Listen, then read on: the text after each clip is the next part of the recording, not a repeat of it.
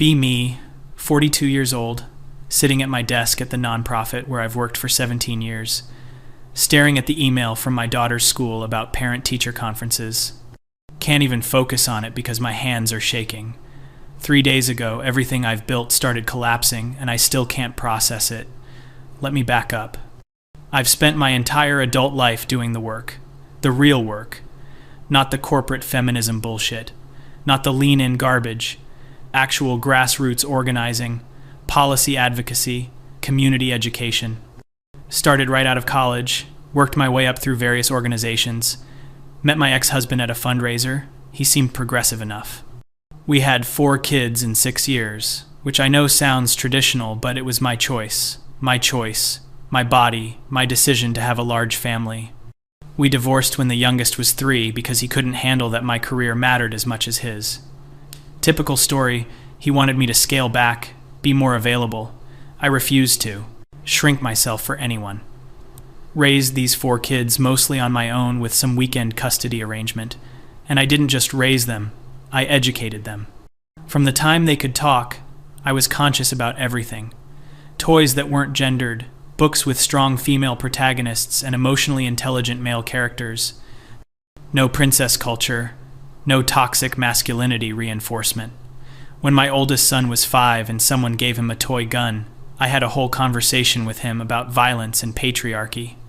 He seemed to get it, asked thoughtful questions. I was so proud.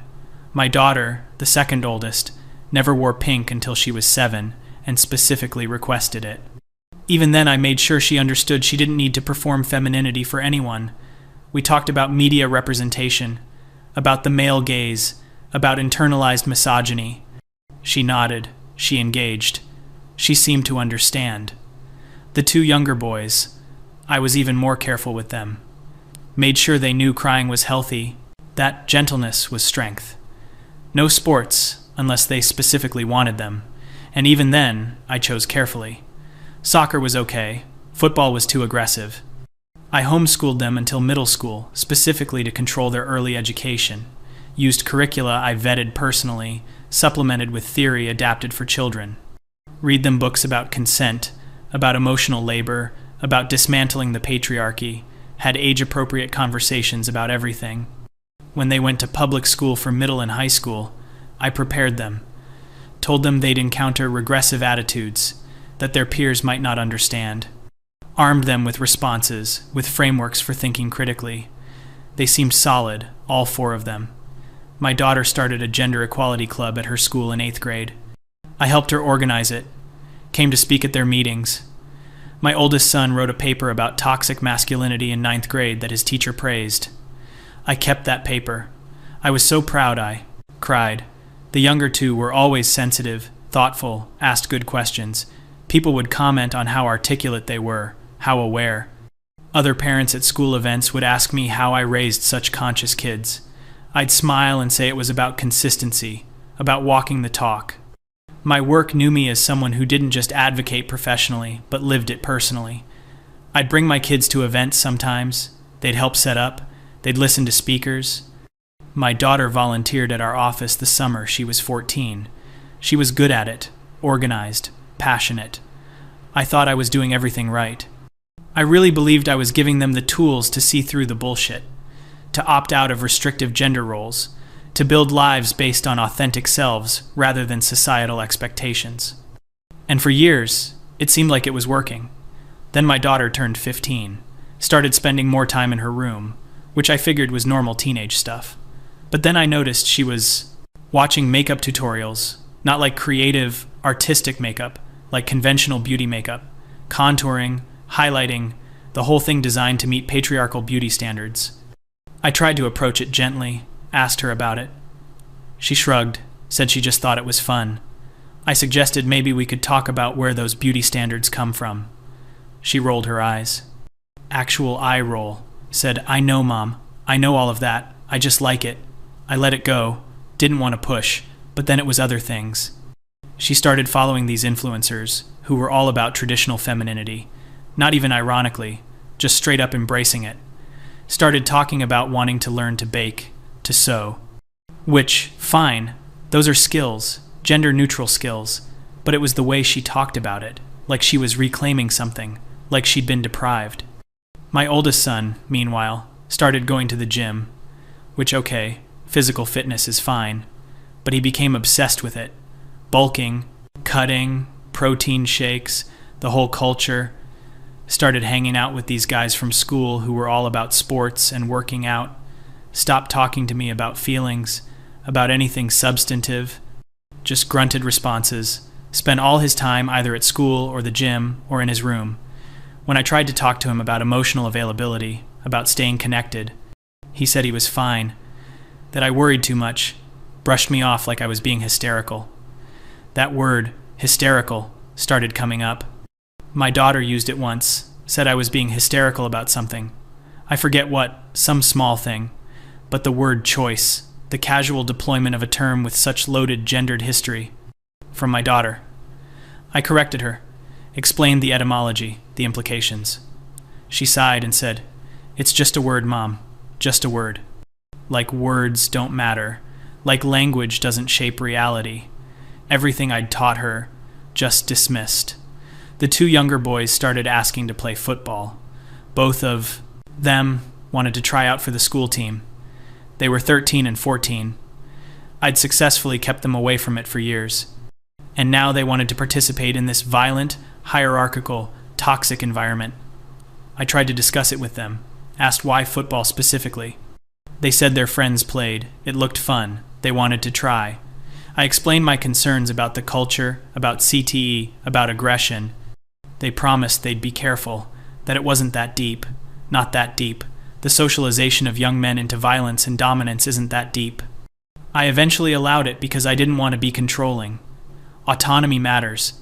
Their choices matter, even when they're choosing things that hurt me to watch.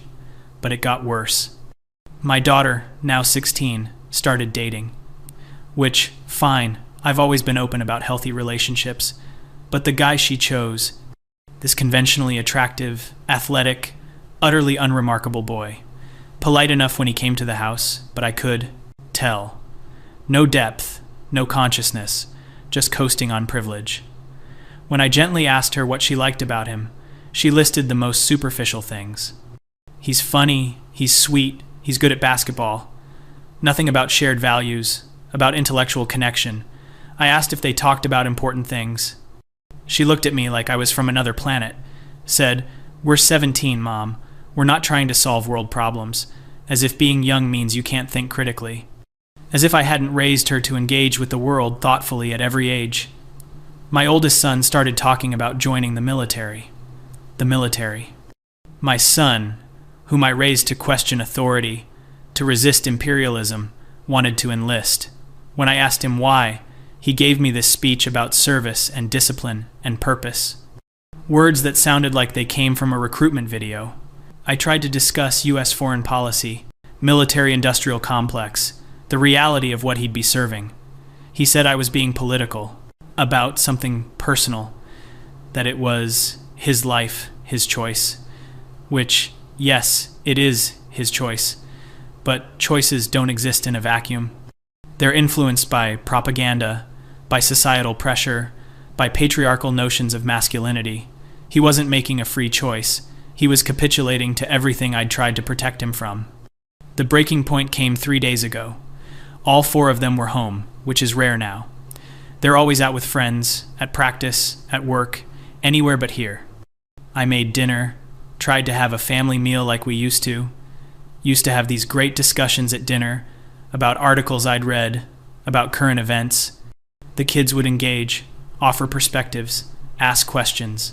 Now they mostly look at their phones. But I tried. I put phones away rule for dinner. Made something I knew they all liked. Tried to start a conversation about something I'd seen about the pay gap. New statistics, still depressing. Wanted to discuss. My daughter actually groaned, audibly groaned. Said, "Can we not do this right now?" I asked what she meant. We were just talking. My oldest son said, "We're eating. Can we just have a normal dinner?" Normal. Like discussing structural inequality isn't normal. Like the conversations we've always had suddenly aren't acceptable. I said I thought we could have a civil discussion about important issues. That's when my daughter put down her fork. looked at me with this expression I'd never seen before. Not anger, not frustration, and pity. She looked at me with pity, and she said, "Mom, I love you, but I don't agree with you about most of this stuff anymore." The room went completely silent. I felt my throat close up, asked her what she meant. She took a breath and said she'd been thinking about it for a while, that she appreciated how I raised her, the opportunities I gave her, but that she didn't see the world the way I did. Didn't think everything was about gender, about patriarchy, that she wanted different things than I wanted for her. I wanted to get married young, have kids, maybe work part-time. Wanted a traditional family structure because she thought it was beautiful, not oppressive. Said she'd watched me struggle as a single parent and didn't want that. Wanted a partner who provided while she focused on home. Each word was a knife. I couldn't even respond. Then my oldest son joined in. Said he'd been afraid to tell me, but he agreed with his sister, that he thought I'd done too much, pushed too hard. That he felt like he couldn't just be a normal guy without it being a political statement. That he was tired of analyzing everything through the lens of gender, just wanted to live his life without constant critique. The two younger boys were quiet but nodding. All four of my children, united against me, against everything I'd taught them, everything I believed. I tried to argue, tried to explain, told them they were falling for the same traps that caught previous generations, that they were too young to understand what they were giving up. My daughter shook her head, said, "You always do this," said I couldn't accept that they might genuinely disagree. Had to frame it as them being tricked, being too young to know better. Couldn't respect their autonomy. To autonomy, she used my own framework against me. I raised her to value choice, and she was choosing this, choosing everything I'd fought against. My oldest son said he felt like he'd been indoctrinated. That word, indoctrinated. Said he was grateful for some things, like being comfortable with emotions, but that overall he felt like I'd tried to program them. That going to regular school had shown him how different his upbringing was, how much pressure I'd put on them to think correctly. I was crying by this point, couldn't help it, couldn't hold it together. Told them they were breaking my heart. My daughter softened a little, said that wasn't her intention, but that she had to be honest, that she couldn't pretend to believe things she didn't believe just to make me happy. Asked if I could respect her choices the way I'd always said I would. I didn't answer. Couldn't answer. Got up from the table and went to my room. Heard them cleaning up dinner, talking quietly. Probably about me, about how I'd reacted, proving their point that I couldn't handle disagreement.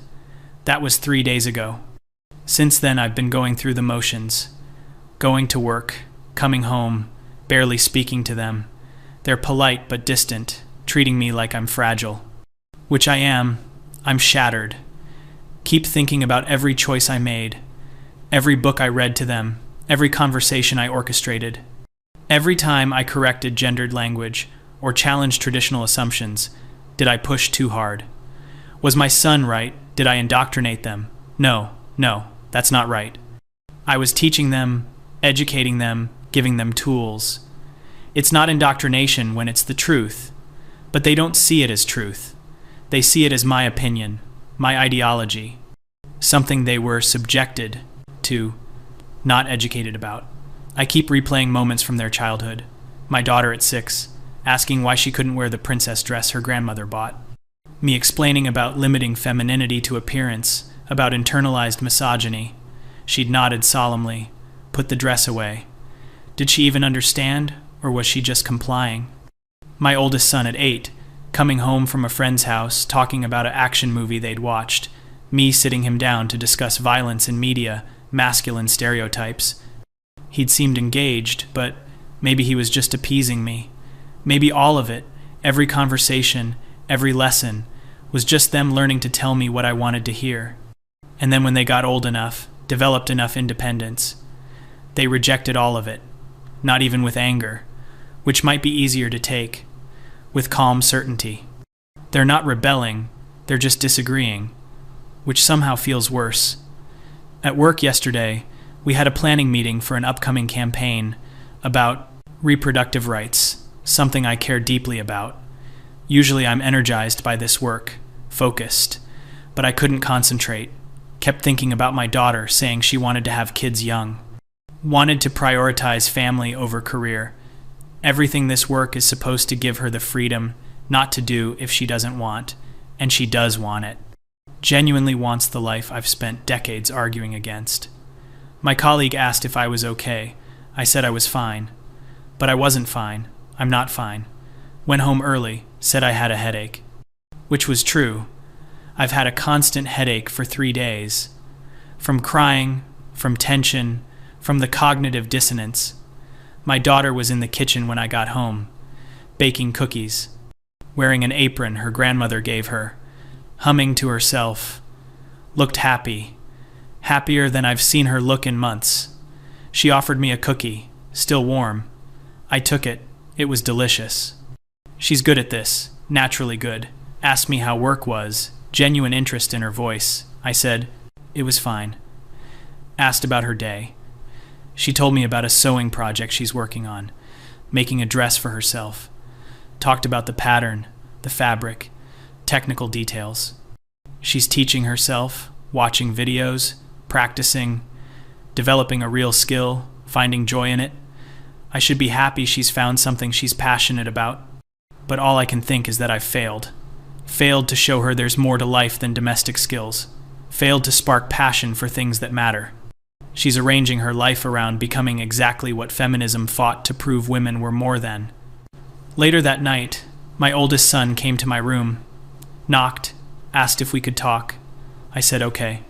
He sat on the edge of my bed, looked uncomfortable, said he knew I was upset, wanted me to understand it wasn't personal, that he loved me, respected me, was grateful for how hard I worked to raise them, but that he needed to live his own life, to make his own choices, even if I didn't agree.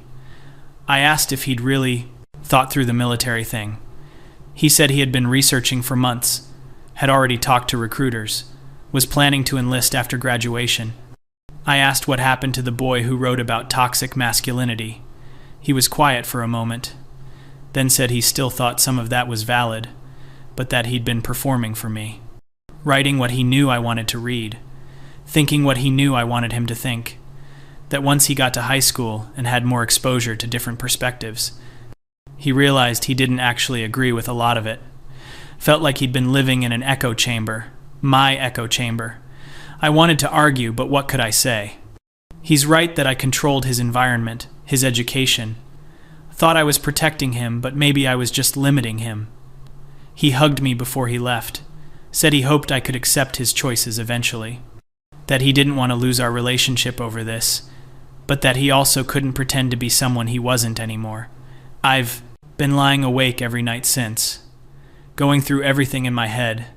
My entire adult life has been about this work, the professional work at my job, yes, but more importantly, the personal work of raising conscious children, children who would contribute to dismantling oppressive structures, who would model different possibilities, who would carry forward the progress my generation fought for. And in one dinner conversation, that entire project collapsed. All 4 of them rejecting it, choosing traditional paths, conventional lives, reinforcing the exact structures I tried to teach them to question. The worst part is I can't even talk to anyone about it. My colleagues at work see me as someone who has it figured out, the woman who successfully balanced career and motherhood, who raised feminist children while doing feminist work. I've literally spoken on panels about parenting with purpose, written blog posts about raising conscious kids. What do I say now? That it didn't work. That they all rejected everything I taught them. That my daughter wants to be a housewife and my sons want to join the military and play football. I can already imagine the sympathy, the judgment, the quiet satisfaction from people who never agreed with my approach, the ones who thought I was too extreme, too rigid. They'll say kids need to rebel, it's natural, or that you can't force ideology, it has to be chosen, as if I forced anything. I just educated them, gave them information, but maybe that's not how they experienced it. My younger son started football 2 months ago. I went to one game, couldn't handle it, watching them in pads, crashing into other boys. The coaches yelling, the crowd cheering for violence. Everything I found disturbing about sports culture on full display. And my sons loving it, high-fiving teammates, celebrating tackles, completely bought into this system I find abhorrent. They asked why I didn't come to more games. I said I was busy with work, but really, I can't stomach watching them embrace this.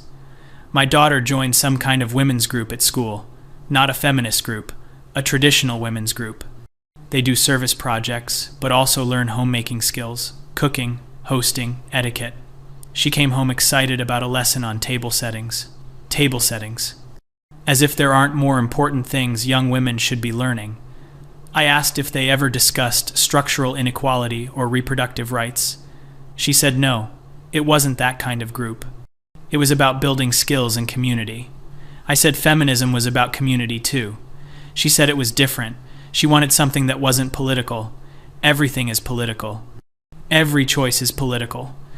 I've said that 1,000 times, but she doesn't see it that way. She sees politics as separate from life, something you can opt out of, which is itself a position of privilege she doesn't recognize. Though I gave her that privilege, sacrificed so she'd have choices, and she's using those choices to reject choice, to embrace limitation. The irony isn't lost on me. I fought for her right to choose, and she's choosing this. Yesterday at work, we had a young woman come speak. Recent college graduate, joining our team. So enthusiastic, so committed. Reminded me of myself at that age. I felt this deep sadness watching her. She doesn't know yet how it can all fall apart. How you can do everything right and still fail. How the people you invest everything in can reject it all. After the meeting, she came up to me. Said she'd read some of my articles, was excited to work with me, asked if I had any advice. I didn't know what to say. I wanted to tell her not to have kids, that you can't serve two masters, can't be fully committed to the work and to raising children, that children will become their own people, regardless of what you teach them. But I just smiled and said something generic about staying true to your values. She nodded enthusiastically and walked away. I wanted to cry. This morning my daughter asked if we could go shopping together. Mother-daughter time, her treat with money from her part-time job. I said okay, figured I should try. She took me to stores I never shop at, wanted to look at dresses, at feminine clothes, kept asking my opinion on things. And I tried. I really tried to be supportive. But every dress she picked up looked like a costume to me. Performance of femininity that serves patriarchal gaze. She could see my face, my reaction. Said, never mind, this was a bad idea. I said no, I was trying. She said that was the problem, that I had to try, that I couldn't just be happy for her. Everything had to be analyzed, politicized. She left me in the store, said she'd meet me at the car. I stood there, surrounded by clothes I'd never wear, feeling like I'd failed another test I didn't know I was taking. In the car, she was quiet.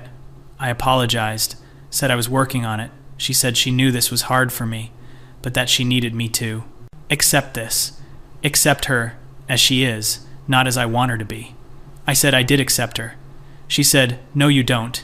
You accept a version of me that agrees with you.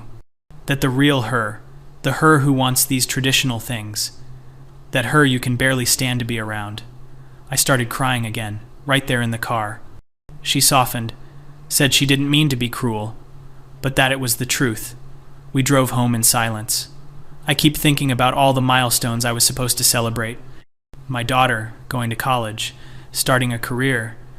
My sons finding partners who challenged them, staying emotionally available. All of them building lives that reflected consciousness, choice, resistance. Instead, I'm looking at a future where my daughter marries young and has babies, where my oldest son joins the military, where my younger sons become exactly the kind of men I've spent my life critiquing. And the absolute worst part, the part that's destroying me, is that they seem happy, genuinely happy. My daughter glows when she talks about her boyfriend. My oldest son has purpose and direction for the first time. My younger sons have confidence, camaraderie, belonging. They're thriving in these traditional roles, while I'm falling apart watching them. Last night I couldn't sleep again. Went through old photos on my phone. My daughter at 4, serious expression, holding a sign at a march. My sons at various ages, at events, at educational activities I planned. They looked happy in some photos. But in others, I can see it now, they looked tired. Tired of being props in my activism. Tired of every moment being educational. Tired of being raised as a statement rather than just as kids. One photo stopped me. My oldest son, maybe 9 years old, at a talk I gave about raising boys differently. He's sitting in the front row, and I'm on stage. He's looking up at me with this expression. I always thought it was pride, but looking at it now, it might be something else. Obligation, performance, the weight of being an example. I'd brought him to show I practiced what I preached, but did I ever ask if he wanted to be there? If he wanted to be part of my public narrative? Or did I just assume his compliance? I think I assumed a lot. I assumed they'd internalize what I taught, assumed their compliance meant agreement, assumed my certainty was enough for all of us. Today at work I had to lead a workshop about raising children with feminist values, parents in the community, eager to do what I did, looking to me as an expert, a model. I almost canceled, but I've never canceled. It would raise questions. So I went, I presented, talked about intentionality, about conscious parenting, about questioning gender norms and having age-appropriate conversations. Everyone took notes. Everyone looked inspired. Someone asked how my kids turned out. I said they were great, finding their own paths, which is technically true, but it felt like lying. After the workshop, a woman came up, said she hoped her daughter would be like mine, confident, independent, making empowered choices. I smiled and thanked her. Didn't tell her my daughter's empowered choice is traditional marriage and motherhood. Didn't tell her that all my work might produce the exact opposite of what she wants. Drove home thinking about the word failure. I've achieved everything professionally. Respect in my field, influence, a body of work I'm proud of. But my actual children, my actual work of raising humans, complete failure. Not because they're bad people, they're not. They're kind, they're thoughtful in their own ways. But they're not what I tried to make them. And maybe that's the problem. Maybe I was trying to make them something, rather than letting them become themselves. But how do you let children become themselves when you know the forces shaping them? When you see the patriarchy, the systems, the subtle and overt messages? How do you not intervene? How do you not try to protect them, to arm them, with analysis? I don't know. I genuinely don't know anymore. My daughter is in her room now, video chatting with her boyfriend. I can hear her laughing. My oldest son is doing push-ups in the garage. The younger two are playing video games, shooting games I never allowed when they were little. They're all fine. They're all moving through their lives without the weight I carry. And I'm sitting here consumed by regret and despair, wondering where it all went wrong, wondering if I pushed too hard or not hard enough, wondering if different tactics would have worked, or if this was always inevitable. Children separating, individuating, rejecting parents' values. But it feels like more than normal separation.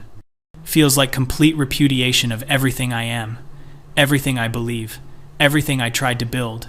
The foundation I thought was solid turned out to be nothing. They walked away from it without looking back. I'm supposed to respect their autonomy. I'm supposed to support their choices. But how do I support choices I find regressive? How do I watch my daughter limit herself? How do I watch my sons become complicit in their own socialization? And smile and say I'm proud of them. People keep asking if I'm okay. I say I'm fine, just stressed with work. But I'm not fine. I'm being devoured by this crushing regret that I can't escape. This despair that colors everything. I can't eat, can't sleep, can't focus. My therapist says, I'm grieving the children I thought I had, grieving the future I thought we'd have, grieving my own sense of efficacy and success. But grief implies acceptance, eventually, and I can't accept this. Can't accept that my life's work amounted to nothing, that the most important project I ever undertook failed completely. My daughter graduates next year. We'll probably get engaged shortly after. Marry at 19 or 20. Start having babies right away. I'll be expected to be happy, to celebrate, to support, to be the doting mother, and grandmother, but inside I'll be screaming at the waste, at the limitation, at watching her choose the exact life feminism was supposed to free her from. My oldest son leaves for basic training in 6 months, will come back transformed by military culture, indoctrinated in ways I couldn't prevent. My younger sons will probably follow similar paths. Traditional masculinity, traditional roles. Maybe they'll marry women like their sister, create traditional family structures, and I'll be the odd one out. The progressive mother surrounded by conventional adult children, trying to bite my tongue at family gatherings, trying not to critique every choice, trying not to point out the patterns they can't or won't see. This is my future, and I can't escape it, can't fix it, can't undo any of it. I'm trapped in the consequences of my own certainty, and it's destroying me from the inside out, every day, a little more, until I don't know what will be left.